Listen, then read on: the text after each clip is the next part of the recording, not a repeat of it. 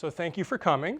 Hopefully I can share some new information with you on this concept of managing chronic pain without pharmaceuticals. I'm not here to tell you to take drugs or take opioids or all the different things that typically people use to treat different chronic illnesses. My background, I've been teaching fitness and wellness and martial arts since I was about 16 years old. I just turned 61 this year.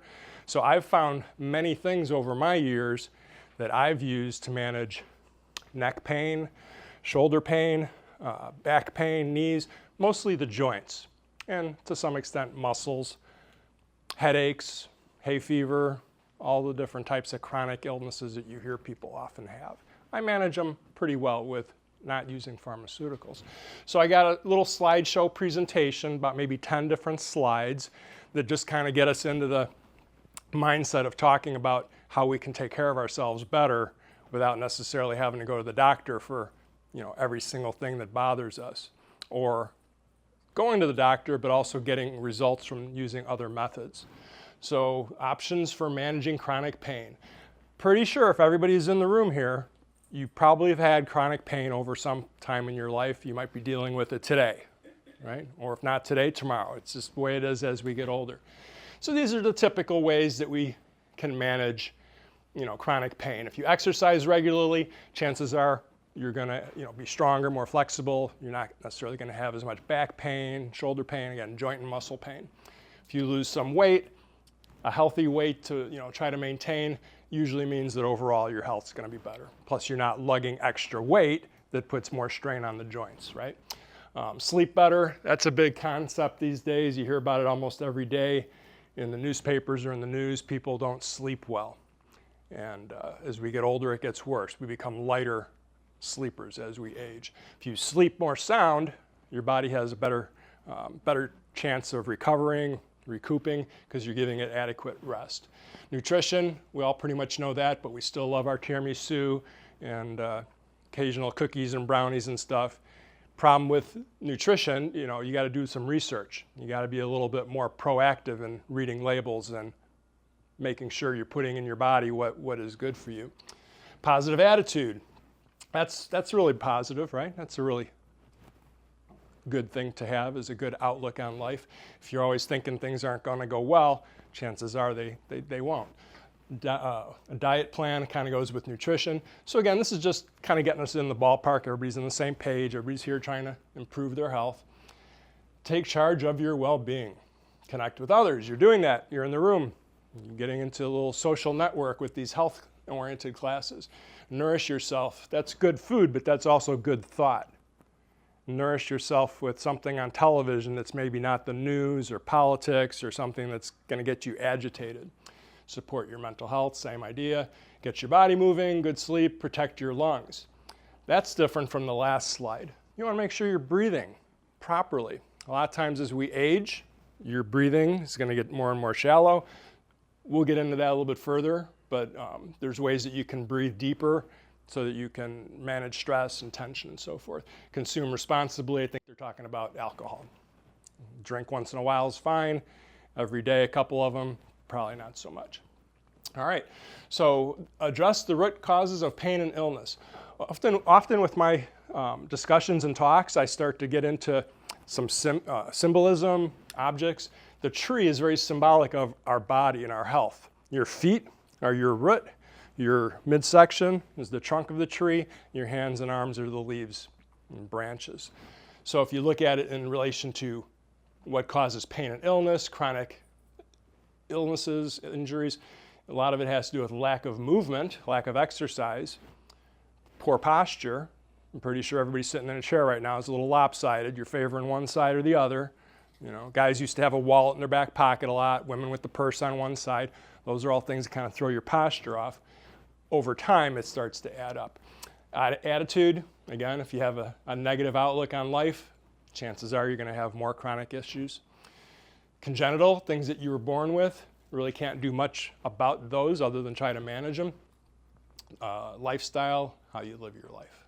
So let's keep going here. Again, this is just kind of common sense type of stuff. Most of you have been exposed to this before. So exercise. a way to develop some strength in your knees are by doing these exercises. Later in the course, not today, but maybe the next second or third one, we might do some knee exercises or back exercises if you folks are interested in doing that, if you have knee issues. I've had 2 knee issues. I've had a torn ACL in my one knee, torn meniscus in the other. These are the types of exercises that I did to rehabilitate my injuries. I did go to get an MRI with the osteopathic surgeon. They said, whatever you're doing, keep doing it.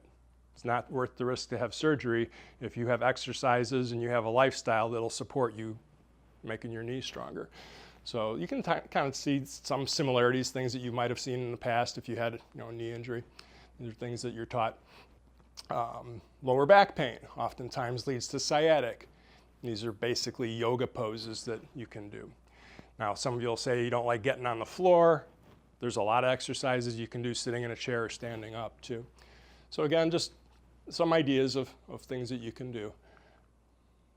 Here's a whole series of yoga exercises. So again, a lot of you might say, I don't like the ones on the floor. There's some where I'm standing on one leg. Those aren't good for me.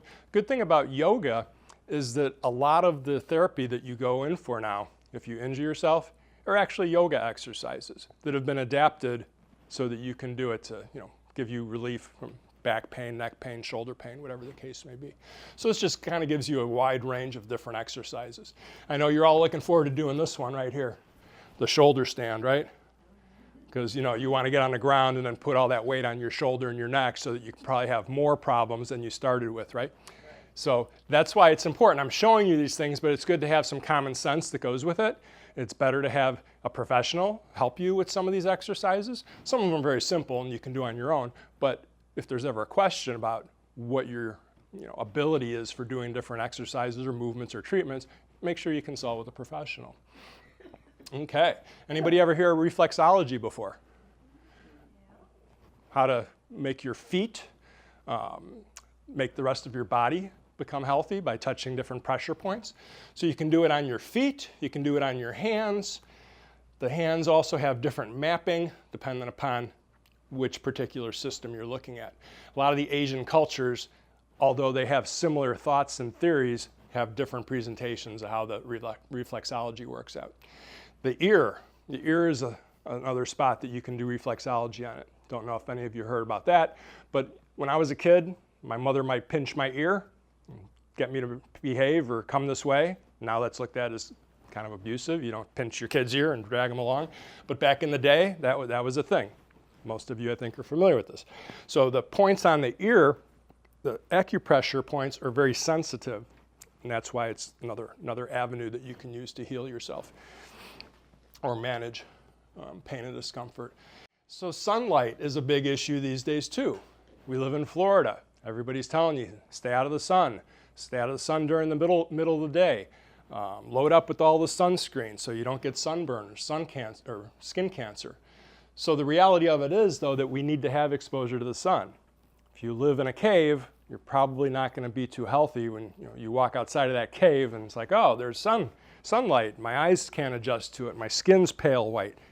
And then you do end up getting sunburn or other issues. So at the beginning of the day, from early as soon as sunrise up to about 9 o'clock, 11 o'clock, kind of pushing it, it's actually a good time to get out and go for a walk and get a little bit of sunlight on your skin. A little bit of exposure isn't bad. It's at the high point of the day that you don't want to do that. So here's some other methods that you often will see. Western medicine, we got pain relievers. You take a pill for almost everything that bothers you. You get over here, exercise. That's pretty common in the US. People do like to exercise. Not the majority, but still people do. And then cognitive behavior therapy, which is changing how you do things, change how you think about things. In Eastern culture, Asian culture, they rely a lot upon what's called traditional Chinese medicine, which has massage, different parts of the body, again, hitting pressure points, bottom of the feet, pressure points, parts of the hand.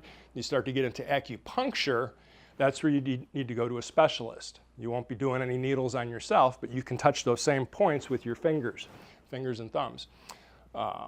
Anybody ever done any of the traditional Chinese medicine, acupuncture or cupping, moxibustion? So I got some stuff to show you today. So the needles, some people aren't too savvy upon the needles. They don't want to get poked, but they're so fine. They're very, very fine that you don't feel like you're getting punctured with like a hypodermic needle. But what they'll do too is they'll take the needle and they'll put a little glob of herbs, little herbs. If you're Italian, maybe some oregano, a little pesto or something like that. No, it's Chinese herbs that create a little bit of heat that transfer down to the needle so it actually warms up a little bit. Some of these other things at the end are a little bit more esoteric. People in martial arts do them. So does anybody think that their thoughts affect their body? If you're watching television and something on there is kind of disturbing, it might get your heart racing and you're like, oh my gosh, I can't believe this. Well, it can go the other way too. If you see something kind of peaceful, little children playing or something, that might make you feel good too, right? So every time you have a different thought goes through your head, it can affect your body in different ways. So this one's highlighting depression, how depression can affect the body. If anybody's ever had this, you know what I'm talking about. It's not a good thing. I'm not going to get into details of each and everything here. But along the same lines, with Indian culture, Asian culture, they think that each different thought can affect the body very specifically. Like if you're fearful, if you're always in fear of something, it starts to affect your kidneys. You see that with pets. Pets are afraid they're going to be, disobedient, discipline. And a pet might relieve itself and lose its bladder control. Happens with people too when a real frightful situation happens. Anger. A lot of times anger affects your heart. And that kind of makes sense. You see people that are all, type A, agitated people, oftentimes they have heart disease. So again, just kind of different ideas on how we can try to take care of ourselves by managing our thoughts. So all of the different thoughts, again, affect the different hormones that are produced in the body. How do we affect the hormones and the chemical reactions? Do you know how that works? Anybody ever hear of the fight or flight mechanism? So if that door opens up right now and someone comes in and yells fire, all of a sudden you're going to be like shocked, like, oh my gosh, there's a fire. What do I do? Where do I go? And your nervous system adjusts and some of these chemicals start to go up and down in different areas. The one that we don't like so much is adrenaline. If you're always having a constant adrenaline rush, your body's always kind of in that agitated state. These chemicals come about more so, the levels raise when you rest and relax. So if you got fight and flight, that's a fire, snake is in the room. The opposite side would be rest and digest. And that's what happens when we sleep or when you get into deep breathing rhythms. So let's keep going here. Breathing through your nose. Anybody ever seen this picture before? A lot of times as we get older, we again stop breathing through our nose so much. We're breathing very shallow. You have allergies perhaps. You got a lot of congestion. So people start to not breathe through their nose as much. Breathing through your nose, where'd it go? Directly affects these chemicals in your body. So the more that you can close your mouth and breathe through your nose, you're going to breathe deeper, and these chemicals, again, start to be balanced in the right way that make the body feel that you're more in a resting, relaxing, digesting state of being. Habits. So all these things I'm talking about and all these things I got in my little bins here come down to habits. So I can pull out something like this. This is a roller that you would use for if you got tight thighs or the IT bands are tight, you can use it on your neck. If you do it one time, you might get some relief. But then a day or two later, you're like, oh, my body still hurts. It's like, well, pick that thing up again and do it again. So you start to get into a habit. Simple habits can take 21 days or so. Something more complex, like practicing Tai Chi or Qigong, doing yoga, those are things that I teach and practice. Those can take longer because they're more involved. So any of the things that we do, managing your diet, doing exercise, going for walks, you have to make it a habit. Once it becomes a habit and it's part of you, then you're going to start seeing the results from this. You all know this. You've been around longer than me. You know about habits, right? Anybody younger than 61 in the room? Kimberly? Okay. So post-traumatic growth, this is something else that happens, again, as we get older. If you live long enough, you're probably going to experience some type of trauma, whether it was from upbringing, an employer, a spouse, your children, car accidents. You know, it's just, if you're around, you're going to experience some types of trauma. And nowadays, often people look at it and say, okay, well, you're a victim, you were traumatized, here, we can help you, you know, with medicine or therapy. The reality of it is some of these things, they're just growing up. They're things that we all endured, and now they look at it as trauma, whereas when we were younger, it was just part of growing up. So if you can change how you look at some of these things, say you got into a car accident, and now it's harder for you to take care of yourself. Well, you can learn how to take care of yourself even though you're injured, and you can rehabilitate yourself or with help from others. So there's various different things you can do to still take care of yourself in a positive way. Instead of it being post-traumatic syndrome, the negative side of it, it's post-traumatic growth. Everybody can do that on some level. Self-discipline, that comes back to the habits. People can come into the facility here and talk and teach and show you different things, but if you're not the one showing up and having the discipline to do it, whether with the instruction or on your own, you're not going to get as much benefit from it. Excuses. We all know about excuses, right? So if you're tired, there's things you can do. You can try to go to bed earlier. Out of shape, try to move more. Don't have enough time, turn off the TV. I don't need to read through all these. Again, you have probably all experienced these things in the past and you know it. It's just a matter of doing it. So I think that's the end of the slideshow. Does anybody have any questions on anything I talked about? All make sense? We're all in the room. We're all in the room together. So we're kind of like hopefully the same kind of thought, again, that we're going to try to do things to improve our health and not wait for somebody else to come in and just give us a shot in the arm or a pill, because you can do some of the stuff on your own. Some people do need those things. You know, you have some kind of illness or injury, you definitely might need medication that, but there's other things that you can do that might not be as invasive or as intense. So let's start with this thing. These come in all different sizes, colors, and shapes. Like I said, this rolls. So if your back is bothering you, this is something that you could use. If you can stretch enough to get your hands behind your back, you can roll it up and down a little bit. The theory with any of these rolling type devices is that you're creating a little bit of friction. A little bit of friction creates heat, but you're creating movement. And when you're moving something on the surface, the blood is going to start to flow to that area. If you just noticed, my arm turned a little bit more red, just slightly, from me doing that to it. So this is something that you can get. Amazon has tons of these exercise things available, like in the $20 range. So it's something you care to do. And you can also buy some of these things used, much cheaper. People try it, like I said, for a week or two, doesn't really give them results.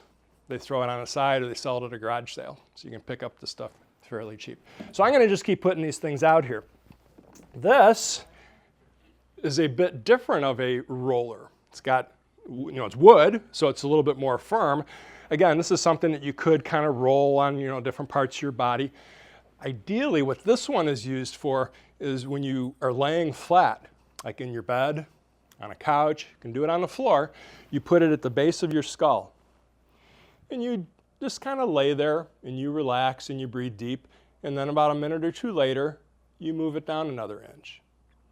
And then another inch. And it can take anywhere from a half hour to an hour if you really wanted to spend the time doing that to kind of get all of the different vertebrae to get touched by these two bony or wooden parts here.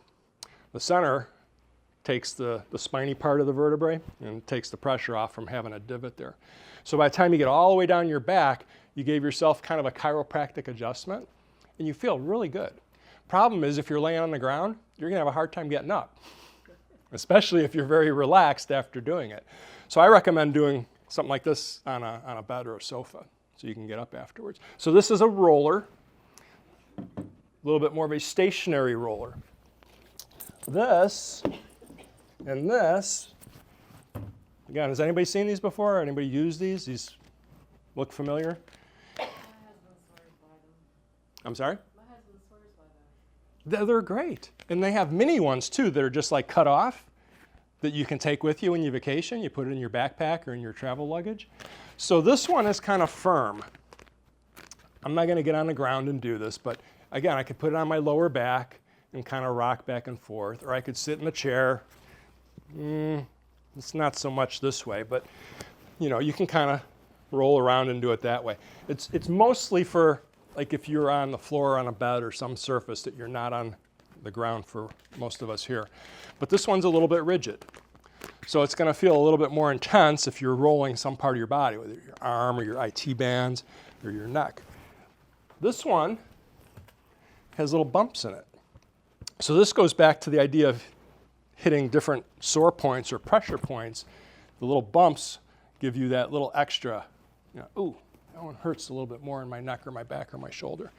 These are a little bit more expensive. This is probably $30 or $40 on Amazon. But again, you can probably get them used at a garage sale. So let's keep going. This is an acupressure blanket, if you will. Could be rolled up into a pillow. And this again has these little bumpy things on there. This one's actually a little bit sharp. This would be used for sitting in a chair. You can sit in the chair underneath you or on your back. 15 minutes or so would probably be a little bit much because these are a little sharp. You want to see that? And pass that around. Oh my goodness. Yeah. Like sitting on nails. Yeah, so if any of you have experienced acupuncture with the needle, that would make sense. Acupressure, usually not sharp. It's your fingers, your thumbs, or some blunt object. Yeah, you can sit on that for 15 minutes and see how you feel with it. It doesn't hurt. You usually, it's good to have a layer of clothing on when you do that. I showed it to my son, who's 25, and he's a former rower. He was on the Syracuse rowing team, and he tried that, you know, no shirt on, no nothing. Like, no big deal, Dad. It's like, no, I'll wear a shirt. So that's a different device there. So let's keep moving here. Anybody ever seen these devices before? You can wear them around your neck and then you're fashionable, right? So each color is a different tension. And I understand now that they have ones that are made out of fabric that have elastic sewn into them. So they're even a little bit more durable because these only last so long, especially in Florida. Plastic and rubber deteriorates faster. You like that? It's a little sharp, right? I have too much clothing on. So who's used these before? Oh, we have. Yeah, these are great, right? You do different stretches and you come around back, or you can do it with your feet, you know, help you to stretch. So again, these are very inexpensive, really. I know when I say this, it's like, oh, all these things are inexpensive, but they add up. You know, all the stuff added up together is, you know, it's probably going to be a couple $100 worth of apparatus. Doesn't mean you need all of them. You find something that works for you.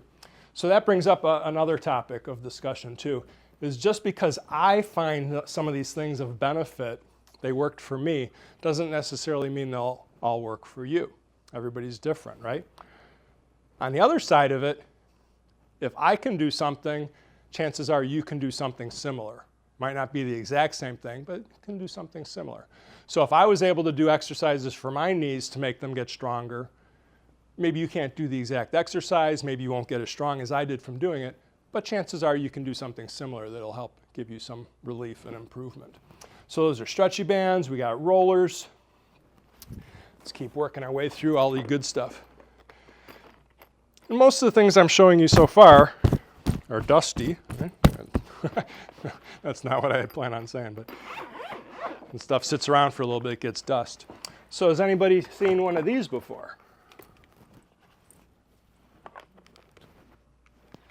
Massage gun. Go to a chiropractor if you choose to. If you like, you know, chiropractic treatments, they will do something similar, and at the end, they're going to charge you probably about $100 or so for a visit. Some of them will have this device.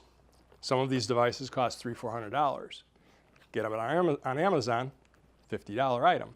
So this, you can be a little more selective with putting these little tips, they change.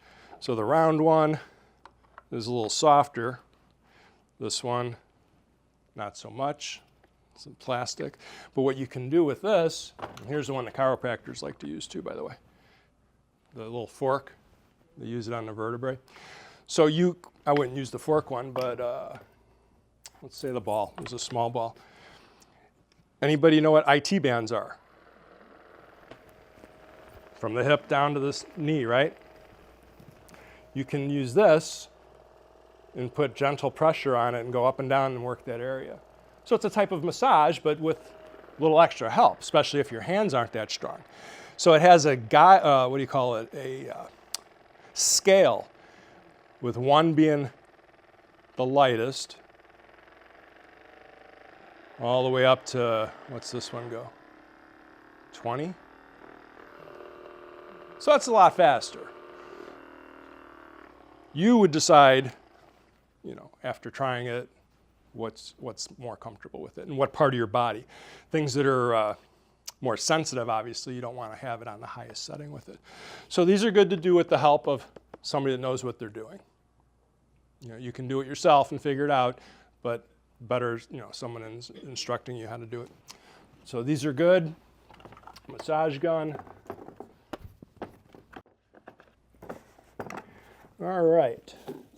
So has anybody tried this type of stuff? BioFreeze. Yes. So you go to some grocery stores, pharmacies, Walgreens, CVS, those kind of places, you can get it. This stuff works pretty good. I've used this before for my neck and shoulder. Bad thing though, there's some chemicals in there that I can't pronounce. If I can't pronounce them, I have to do research on them and find out what they are, right? Some of those things aren't necessarily as good for you. The theory is good, but if you use too much of stuff with too much of an item that has some of the harsh chemicals in there, you start to get chemical burns sometimes, or some of that chemical starts to get absorbed into your system, and then you start having other things that are bothering you aside from the original reason why you were using it in the first place. So use sparingly and with caution. But the idea of it is really good. If something creates a little bit of heat, it's going to increase the blood flow. Something creates the feeling of cold, things slow down. It slows down the inflammation. So that's kind of the good thing about BioFreeze is. I have other things that work good though too. Golf balls. Anybody know what golf balls are for? We'll save that for the end. No, we're not golfing. It's not a golf lesson. Let's keep working through here. So these things.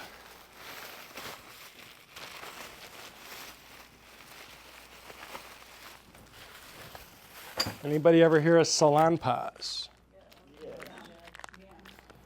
So salon paws, for the most part, are kind of the cooling. They might have some hot ones too, I think, but you put on it again, it gives kind of the cool sensation. It helps reduce inflammation. On the other end of the scale, we have these things that are called chili, like hot chili pads. These are cool. So you have some injury. Salon paws, it's a little cold. Put that on something that got injured recently. You have a chronic issue, a neck pain, shoulder pain, any of the joints that you have pain or discomfort, any of the muscles you have pain or discomfort. You don't put it on your eyeballs. You don't put it in your mouth. No. You don't put it in any sensitive areas. So what these look like, the small dinky ones, it's like a little Band-Aid shape. But they get real hot and they're really sticky. Probably won't find these at the grocery store or at the local pharmacy. If you go to Colonial Town, what do they call it, Little Asia, Mills and Colonial, a lot of those stores have the Chinese healthcare items. One of these sheets has about 10 of them? 10 of those things on it. Costs about $2. I get them in quantity on Amazon. You get like 20 of them. Costs like $20 or something. So what I'll do is hand these out because I come in contact with a lot of people that have issues with their neck and shoulders. Very sticky. So if my neck was bothering me coming into this class today, I'd have this on there an hour ago. Takes about an hour or so for it to get warm. I'd be talking now, and you wouldn't know my neck is bothering me because it gets so much blood flowing to that area that the inflammation goes away, the blood flow increases, and you feel great. Problem is, it's hot, and I'm talking, and I still got this hot thing on my neck. I want to pull it off. That's how hot it gets. So this, again, is for somebody that knows what they're doing with their injury, and they have a little more experience with it, or talk to a professional that knows what they're doing with it. So you see on the back, little pictures. You can hand that out, spread it around. So I get the little ones because you can carry these with you in your luggage too, or in your car, you know, wherever you go. The bigger ones, that's a big one. You got to cut it up. So those are great, hot and cold. Which brings us to. I thought alarm pause was for people that had arthritis. Can be. So these can help for arthritis too. You put them on your hands or your But if knees. you don't have arthritis, can you still use it? I thought it was only for people that had. No. So you don't, I was going to make a slide on this too. So we have different ways of managing our health. You have preventive, where you're doing things ahead of time. That would be like stretching, using the roller, exercise, walking. That's preventative. And then we have reactive, where it's like, I'm in pain, I need to do something now. So these patches and the salon paws, those are more reactive. You put those on for whatever issue you're dealing with. I wouldn't put that on in anticipation of my neck being stiff. I would wait until it is actually stiff. So the salon paws, if you have arthritis, yeah, I would use them. I would use this. The BioFreeze, I will only use it until I'm done with it. I'm not going to repurchase it because now after doing more research and seeing what's in it, I'm not as happy to use it as much as these things. Icy Hot, Absorbing Junior, I'd stay away from them. Again, read the ingredients and see what's in there. So. Yeah, I'm going to throw mine away. Read the ingredients, do a little research, and see if it lines up with what you're comfortable with. The little hot pads, nothing in there's, anything that's going to cause. It's got camphor and capsicum. So those are all good things, actually. We use Samba in the physical therapy. It's something like BioFreeze that they rub on me. I haven't heard that one. Samba. You can ask them again what's in the ingredients with it. And if it's all kinds of stuff that you can't pronounce, look them up and see what those things are. So those are really good, but again, very hot. So that's why you cut it up and you put a little small one on whatever area is bothering you. You look at the little picture, it shows you the areas on the back that it's comfortable. Most of it's, muscular areas or areas with the joints. Thank you so much. Okay, so any other questions as we're moving through this? Otherwise, it's just me talking. I don't like to lecture, I like to discuss. So if something comes up and you're like, well, how do I use this? Or where do I get that? Or how much would that cost? Please ask. Then we have a discussion. It's not just me, lecturing. I'm going to ask you something. Sure. When would you use a hot treatment versus a cold treatment? Good question. So there's a bit more conflict with how that's being addressed these days in medical circles. If you injure yourself, usually it's good to put some ice on it because that's going to help reduce the inflammation that's going to occur. Like say I twisted my knee just now, right now.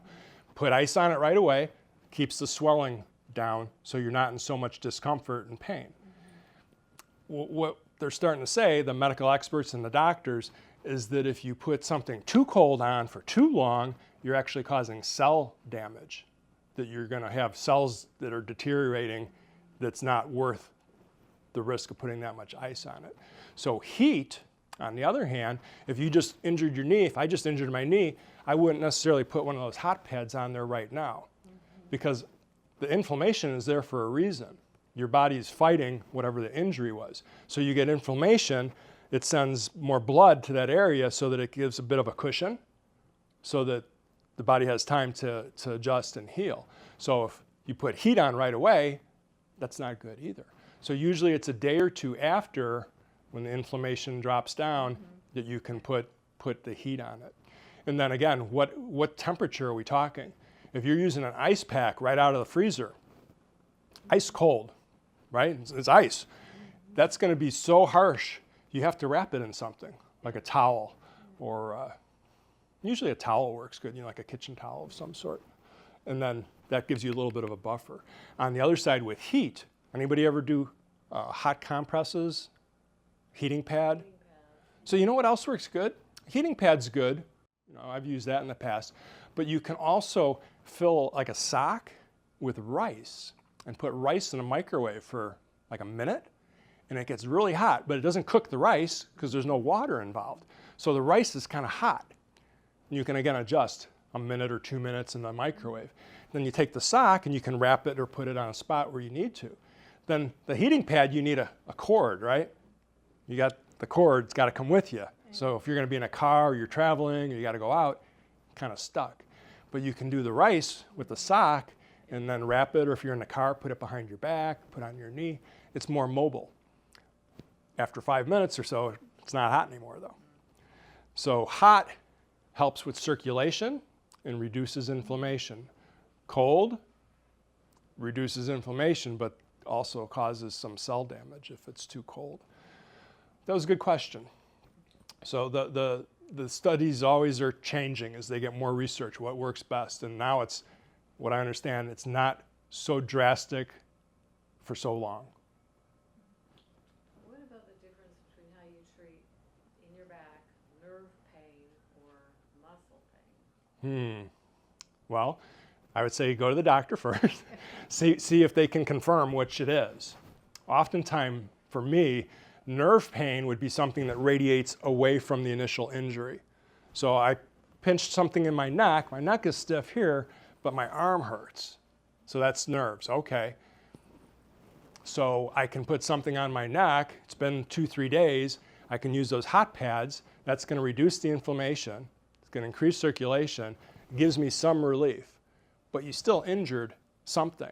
So it's probably going to come back. So that's why it'd probably be, again, good to find out from a doctor what exactly is going on with it, and then they can give a little bit better direction with it.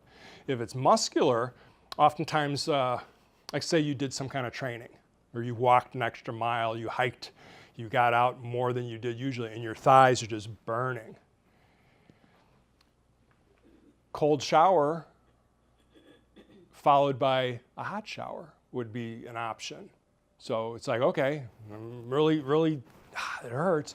So that kind of gets the body in that little bit of numb state with the cold. Then you take the hot shower, and then it kind of helps everything move. I would, again, check with the doctor to make sure what the difference between muscular and nerve damage or nerve injury would be. Does that help? Yeah, but pretty much when the pain starts here and radiates all the way down your hip and down your leg, you know you have nerve pain. Yeah, when it radiates out. So oftentimes with nerve injuries, you pinch something, again, it could be from overexerting yourself. A lot of times that comes back to the root cause of what caused it. Well, I was lifting weights, I was at the gym doing something, but I was kind of sideways and my posture's off. So it's like, well, fix your posture. That might fix the alignment of why that nerve is getting pinched. My father, has passed away about 15 years ago now, was a pipe fitter, welder, and he did everything on one side. Carried pipe on the one side, carried his bag of tools on the one side, welded on one side. So his whole body like shifted. And it was like, well, how can you not have problems? Everything gets shifted. You have the bones, the muscles, the nerves. There's going to be stuff getting pinched and cramped. So what was the solution? He went to the chiropractor numerous times and they tried to realign his spine. And he did get relief, but it was always kind of temporary because he went back to the same thing that was causing the problem. Work, working that occupation. You had a question. What's the difference between biofreeze and Voltaren? I don't know the second one. Okay, that's something that Sharon has people have drugs, mentioned. like aspirin. It's a Has an enzyme. an ointment you rub on like for Topical, it's Yeah, on the outside. topical. I would have to look into, I'm not familiar with that one. I know BioFreeze because I've used it, and Absorbing Junior and Icy Hot. Those are the ones that I'm familiar with, and now I stay away from them. So I would check and see what the ingredients are, see what the doctor. Pharmacists will answer the questions for a lot of this stuff too. Do you have a question? Not really a question, but in reference to what you were saying about your father, I have scoliosis. Okay. My spine is crooked and I lean to Right. one side. Not too much you can do about it. I've had the shots. I've done everything. Do you do much stretching? Mm-hmm. Do you stretch? Do you ever stretch? Oh yeah, yeah. That's probably the best thing when your spine is out of alignment, or mostly it's when your spine is out of alignment, other things come out of alignment. You bet. It's not like, my wrist is a little bit off, that's going to affect my neck. Probably not. But if your neck is out of whack, it can affect your wrist or your hand because of the nerves that all connect throughout the body. So stretching, I had that big chart of all those yoga exercises on there. There's so many different ones that you can do that might give you some relief from. Okay, so here, picture this is like your vertebrae. If I could stack them up, right? And if you get older, we all get older, things get tighter and closer as we age, and the muscles get tighter, and the bones get a little weaker. So now, here's all the vertebrae, but you got nerves coming off of each one, or in between each one from the spine. So now you got this tight thing that's pinching. So if you do any kind of stretching, physical movement in general, maybe you start to build up a little bit more of the muscle tone to take some of that tension off and give you some separation. And then if you add stretching to it, you start getting more space in there. So stretching, if you can find ones to do. Well, we do have a exercise class that is every morning at 11 o'clock. Yep. Lots of good stretching in there. Do you get relief from doing it? Maybe some. Some. Yeah. Well, some's better than none, or Some's better than worse, right? Yeah. If it gets worse, then you don't want to go to the Yeah. class. It's feeling worse. But yeah, sometimes the gains are small, but you still got to try to move. The movement, physical movement, is one of the best things you can do, aside from aches and pains. Just chronic issues, digestion issues, headaches, sinus issues. It's all connected. And if you can just get out more, walk more, move your legs more, Dance more. swim more, yeah. The physical movement, and again, this goes to that the topic I said earlier, being preventive measures or reactive measures. The more activity that you can do, whatever it is going to prolong some of those chronic things from being unbearable, or where you can't do anything. I'm virtually in pain all the time. Very seldom lets up. Yeah. So, and I've done therapy, PT, I've had the shots, I've even had a lumbar laminectomy. I know what that is. Yeah. Nothing. But I don't take pain medication. I'm just not going to do it. I don't want to get stuck Yeah. on it. See, I've known enough people, I've taken minor amounts myself. I've known too many people that the side effects aren't worth the relief that they're getting. It's like, oh, my back doesn't hurt as much, but now I got all these other issues. And too much ibuprofen, too much acetaminophen, too much aspirin, you have Don't do that. stomach problems, kidney problems, liver problems. So it's like, well, which one are you going to deal with? So while we're on that topic, Can I ask you something? sure. My brother's had lifelong back issues, severe back issues, including neuropathy in one foot. So he used to take pain medication a long time, and his wife found a convinced him to acupuncture, and now they swear he's satisfied. Well, I have not done acupuncture. That's the one thing I have not done. Maybe I need to. So the next part of what I want to talk about, we're coming into, I think, the last 20 minutes or so.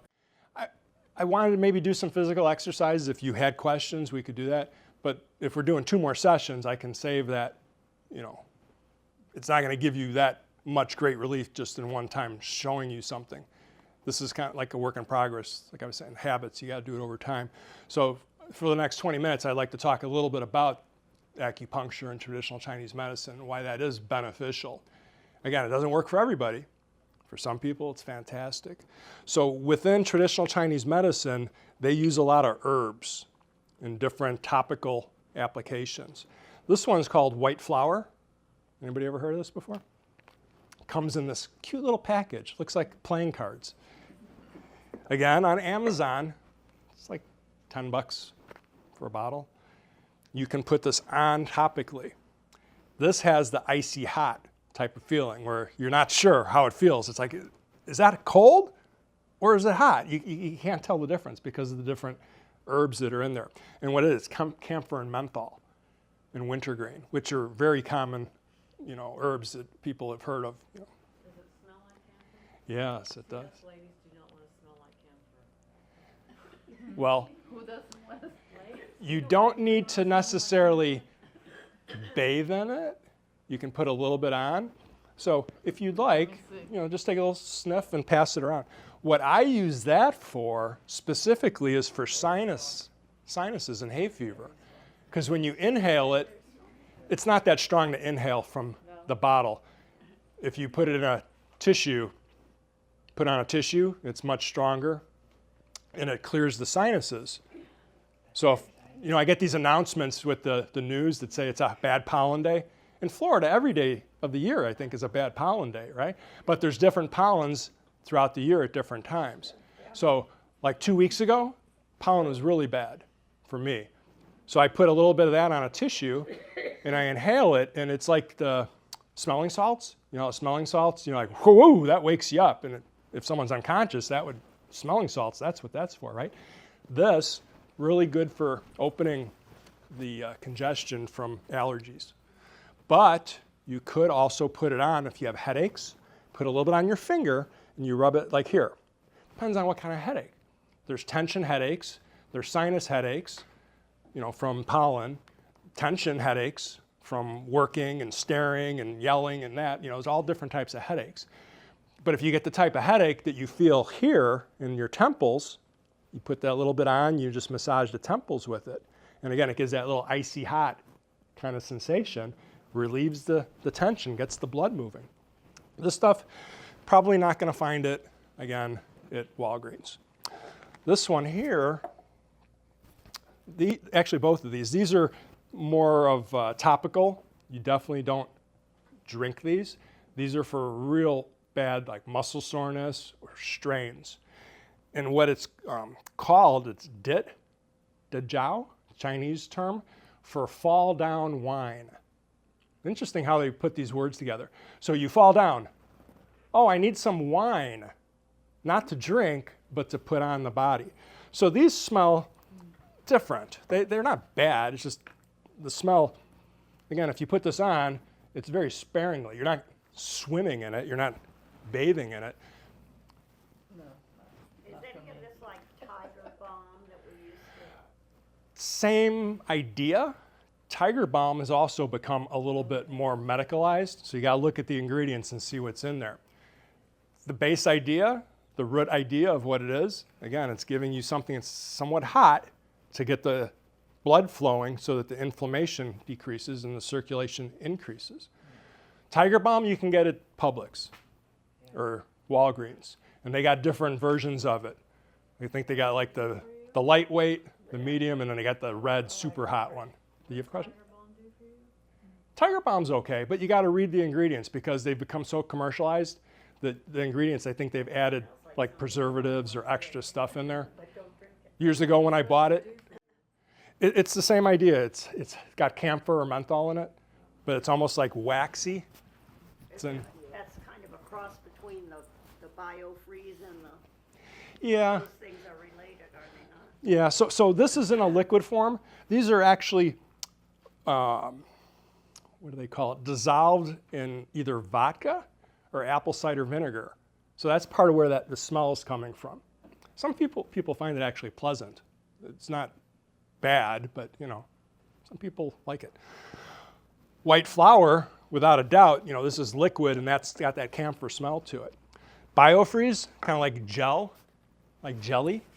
So when you put that on, it's kind of uncomfortable if you put a shirt on or clothing on over top of it. This, you can put clothing on top of that and it's not going to stick or anything. So again, different things work for different people. Tiger Balm comes in a little jar that's about that round and about that high, and it's very waxy. So when you put it on, it's sticky and comes off on your clothes. You got like I'm sorry? Like glue. Yeah. So I'm not a real fan of it. I've used it. It does help. Read the ingredients, see if you're okay with the ingredients, because it's not just, camphor, menthol, and wax. There's other stuff in there now. So my son uses it more so now. So with my son being an athlete, he was exposed to other things too that, the coaches and the trainers would tell him, try this, try that. So they got him going on the Tiger Balm. But we can see when he gets he puts the clothes in the wash, they get stained. He uses the red, the super one. The red Tiger Balm comes off on your clothes.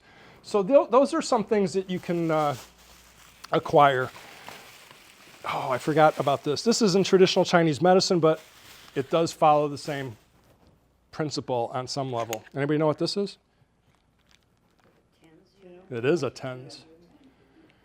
Anybody use it? I've used one. Did you get some relief?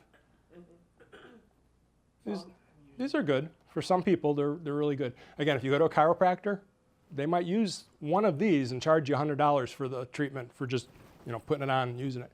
I bought this at Walgreens like 5 years ago. It's like $50. What is that again? It's called TENS. And the abbreviation, I can't remember exactly what it stands for, but it gives you a small electrical current. You got these little pads, and they stick. You got to put both of them on there. And being that our bodies are conductive, you have a certain amount of water in our body that's conductive, and molecules, it's conductive. That's why we get electrocuted. You touch the outlet wrong. That minimal amount of electricity, if it can run in a certain area of your body, this will go like in a pattern almost. There's a beat, like a tempo, like how many pulses per second or per minute, and then there's also a pattern. So it can go, like if I put this, let's use my lower back for a good example. I would put one on one side of my back and then one a little bit over. And between the two of them, they might like oscillate, where one goes back and forth with the pulsing. So it gets a pattern to it. And you can adjust it. If you're really sensitive, it might be more like a smooth pattern. If it was my son and he just worked out and he strained something, he might use it a day or so later and it would be like this, the pattern, just to give you kind of a comparison with it. But you can adjust it with the little buttons on there. You can go up and down, faster and slower. So I would highly recommend this for trying, No,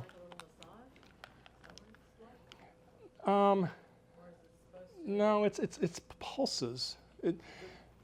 It's not a massage type of feel for it. No. Truthfully, I think that the TENS unit does more for taking your mind off of your pain than it does. Well, that's a good thing though too. That's another part of social stuff, social network. It's like I'm in so much pain, but when I go to my friends and my network, I don't feel so bad Right. because you're thinking about something else. I mean, I really liked it. I think it's kind of comforting if you get the right setting. I had one that had four pads instead of just two, Yeah, they're different ones. like crisscross and different. That might be one of the things that I would say you don't have to do once you're injured. Like my neck is kind of stiff. I'm not injured, but my neck's kind of stiff. I could put it on there and it would give me some pleasure, feeling good, and oh, my neck isn't so stiff now. So that's something, it's like you don't have to wait for an injury to use, if that makes sense. Yeah, it's kind of like a vibration, if you will. Oh, so many different things I brought here. Anybody ever see this guy before? I'm not going to put him up on his pedestal. So he's been nicknamed. Yeah, he's been nicknamed from some of my prior discussions as my best friend forever. So that'd be Biff, best friend forever. So what he does, nothing. He shows us that there's these lines on our body. So you know what a printed circuit board is? Everybody knows printed circuits, electric. So say you have your house. Compare your house to you. Very similar in different ways. The house has structure. That's our bones. You have electricity. That would be your nerves. And to some extent, this could be looked at as electricity wires going through the body. You have plumbing in your house. You got plumbing in your body. You have light switches that kind of turn things on and off. That might be like your brain processing. You got to turn things on and off. You got your pool. Maybe you got a pool. That's a little bit circulation. Different ways you can compare it. So if your house is just left on its own, go away for a year, come back, there's probably going to be stuff not working. Things will deteriorate or just get broken with the elements, rain, wind, storms and stuff. So going back to the thought of electric, you have electric throughout your house and you got the circuit board. You go and flip them on and off occasionally for whatever reason, right? So the theory with the acupressure or acupuncture meridians is it's similar to electricity. It's definitely some kind of energy, but they can't cut your arm open and see these lines. Where they cut your arm open, they can see the veins, the arteries, the nerves. But we know there's something there. You can't see electricity in the socket there, but we know it's there, right? We know this. You put your finger in there, you're going to feel it. So that's where there's some debate. It's like, well, the medical community can't see the lines. So what they found out in recent years with the studies, and all these studies are always, depending upon who's paying for the study, might determine what results they get from the study. That's how it works, okay? It's like, trust the science. Which scientist should I trust? Because different opinions are always about. They've figured that there's the connective tissue in your body. Fascia, you have muscles that are held together with this sticky webbing kind of stuff. When you cut chicken and steak on the grill, you can tell there's this stuff that you don't like to eat. You cut it away. So we have it in our bodies from head to toe. They think that in that fascia, there's water, interstitial fluid, and the water is highly conductive. Nerves conduct pretty fast. Like you need to move, on reflex, your nervous system is pretty quick. They think that the interstitial fluid with the water in it is even faster. So there's either electric current that goes through that fluid or the signals from the chemicals, dopamine, serotonin, oxytocin, those that I showed you. So that's kind of cool. So Asian culture believes in these meridians, these lines that you can't see. Western medicine, not so sure about this, but now more so because they do know what fascia does. They know that fascia goes from the head to the toe. They've done dissections, I have pictures of this stuff, that show the connective tissue from the top of the head down to the foot, down to the toes. On the front side, it goes from the tongue, connective tissue, all the way down to the front. And it's one big chunk that isn't, separate. They can do it in one big chunk. They think that that's what the meridians are. So the easiest one, I think, is the one between your nose and your lip. So if you were feeling a little faint, I've had people in my classes before, I'm teaching them martial arts or qigong, weightlifting, whatever, they feel a little faint. I ask them to either massage this point in between the nose and the lip, back and forth, and a little bit up. A little bit up makes it, a little bit more uncomfortable feeling. If they can do it on their own, usually it kind of wakes them up a little bit, makes them a little bit more up, right? On the other side of it, if you strike somebody there, if you were to hit somebody there, that would knock somebody out. So that pressure point, very, very strong. You go to an acupuncturist, they might use that if you're very much in stress. They would put a needle in that spot. And it's not very comfortable, it doesn't feel really good, but it will wake up the nervous system. So that's one of the main points in between your nose and your lip. Your solar plexus, below your sternum, you got the point, the bottom of your sternum, it's the xiphoid. About another 1 or 2 fingers below that's your solar plexus, which is a nerve center. A whole bunch of nerves connect in that spot. On here, it lines up with one of the meridians there. So what traditional Chinese medicine does is all different ways to manage and manipulate those meridians. You got needles, put a little needle in the spot and they twirl it, they turn it. If they like that, if it works, good. If they need to take it to the next level, they'll put the little herbs on it, a little heat. If that doesn't work, they have this stuff. Cupping. Anybody ever hear of cupping? So you would take something like this, and they draw a vacuum on it. There's like a little pump thing, but they'll do it with a flame, like a lighter, and it creates a vacuum, and then they stick it on the body real quick. And if you follow any sports, if you watch the Olympics in the last couple of years, you'll see a lot of the swimmers. And they're, warming up on the stand, and they'll show them, they don't have a whole lot of clothes on, right? But on their back, they'll have a whole bunch of circles. And who is it? Michael Phelps, famous Olympian.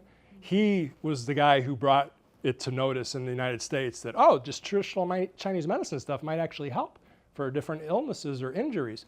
So he had like 5 or 6 of these black and blue marks on his back. Got everybody talking. What is this stuff? Cupping. So when I was younger, there was this thing called a hickey. Yeah, I remember. Right? And it was kind of a bad thing. You got a hickey. It's like, it was good at the time, good idea, but then later, people would, you got a hickey, and then you get in trouble. So the idea that you're drawing suction on the skin, and then the blood gets drawn to it, and then it kind of gets stuck, helps get the blood moving. So that's the logic behind this. And usually it's not just one. I got a whole kit here. There's probably like 10 of them in here, in different sizes and shapes, little small ones. Again, you put them in spots that you have like a muscle injury. If it's a knee injury, it's not going to help the knee joint, but it might help the muscle tissue around the knee. So they put them on the front and the back. Sides, not so much, because there's no skin on the sides, hardly, not that much tissue. So it needs to be able to pull like this. And if I just did this with my fingers, the blood would kind of get stuck. And then when I take it off, the blood would rush. And you see, again, just a little bit of red for a second or two. So the theory makes sense. It's been around for thousands of years. Now in the US, they're starting to do it if you go to acupuncture. Yes. Yep. Chiropractors sometimes, but if you go to an acupuncturist, it's part of their toolbox. Herbs, cupping, massage, the needles. These here are the herbs that would go with, say my wrist was bothering me. You put this on your wrist, like in that particular spot. This is the lung meridian, or large intestine rather. Lung is this one. But say there's some issue with my digestion, and you would put this on there, and then you take a lighter to that, and it burns, kind of like incense, and it creates a little bit of heat on the backside. And just that little spot gets really warm, and it makes the circulation improve. So they maybe wouldn't use just one of these. They might put 5 or 6 of them. So you got all these little incense things burning on you. So a lot of this stuff. Not allowed to use lighters here. Put it away. Yeah. This is another one of those categories that it might be better for you to go to a professional for them. I'm showing you it Yeah, no, I know. just so you Only get kids acquainted. Yeah. We can use lighters. So How they don't see us. for me, I've been doing this, like I said, since I was 16. So I've learned a lot about traditional Chinese medicine. I'm not licensed or anything like that, but I've learned it from my teachers. A lot of them were martial artists. So I can do some of this stuff myself, on myself. I can do the acupressure very fluently. Acupuncture with the needles, I can only do on myself. You would have to go to a professional to do that. So, but I think, again, it does work for some people, many people. Others, it won't. Everybody knows what the placebo effect is. Placebo effect is, you think it's going to work, right? A lot of times these things, people will look at it and go, that's BS. That's not going to work or whatever. And then other people are like, I got nothing to lose. I might as well try it. I'm already in discomfort and pain. What do I got to lose? And then they get good results. And then somebody will again say, well, that's a placebo. It's really not doing anything. Yeah, but you feel better. So if you feel better from it, goes back to my slide. Your thoughts affect your body. So I've done a few research papers on the placebo effect, and I think it's very interesting because a lot of the traditional Chinese medicine, you could kind of put it in that category. But the American medical system is based a lot on placebos also. And you go into a doctor's office, if they have a coat on, a white jacket, you're probably going to listen a lot more than the guy that has a t-shirt on that's all rumpled up.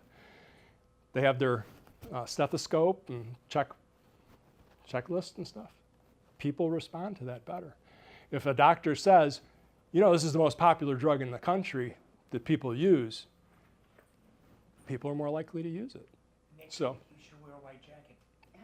My daughter just got her white coat for the school pharmacy. Oh, nice. Big event. It's not at the end of the program, it's at the beginning of the program.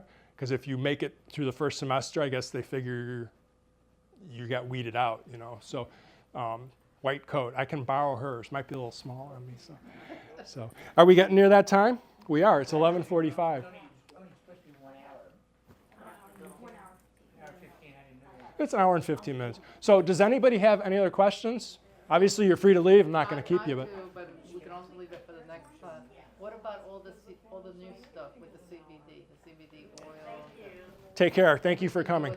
So CBD oil and gummies and all this stuff, I find this also another very interesting thing because it's been around for a very long time.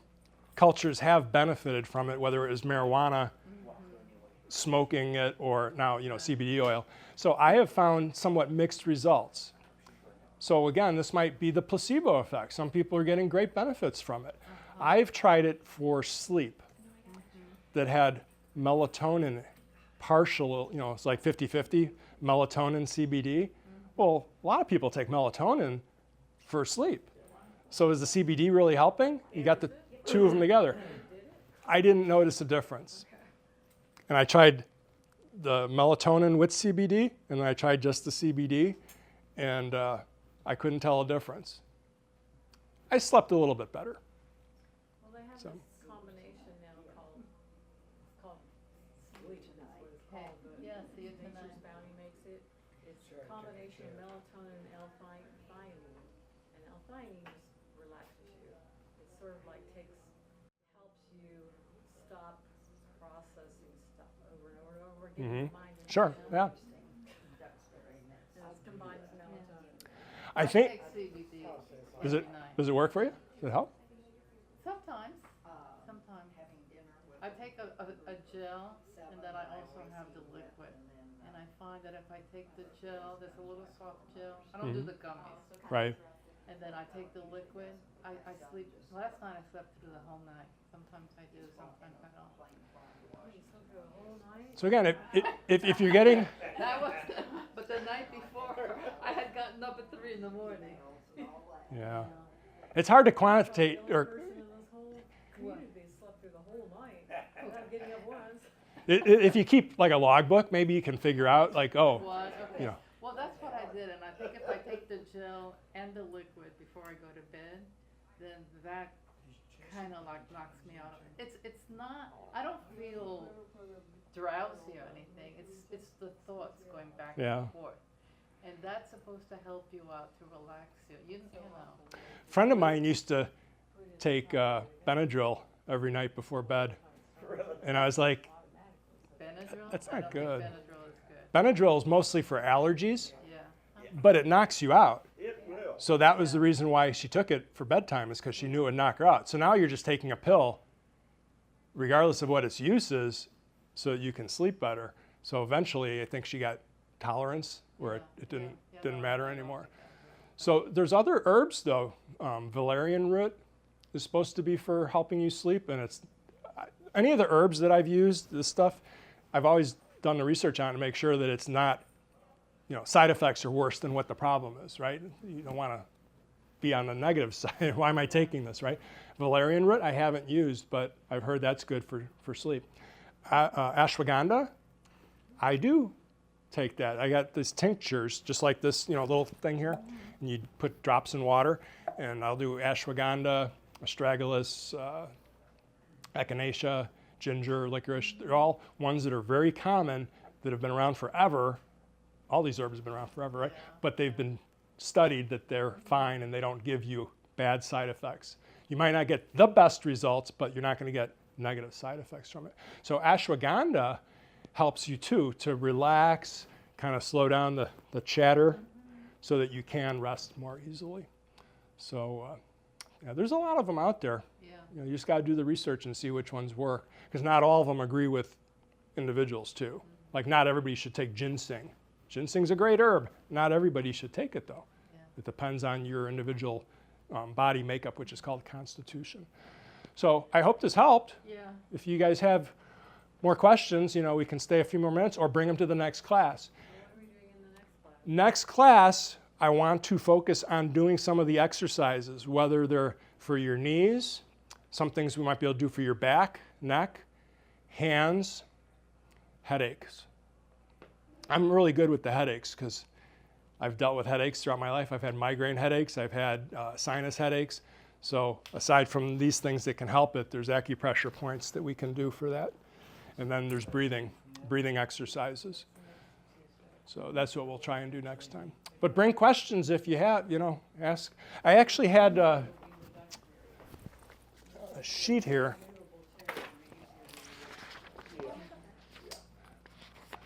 If you want, take Okay. this, and then next class, this is like all of the different topics categorized. I could have just given you the whole thing to pass around, but those are the different topics of things that I've discussed in some detail, but there's probably a bunch of other ones on there that we didn't talk about. And I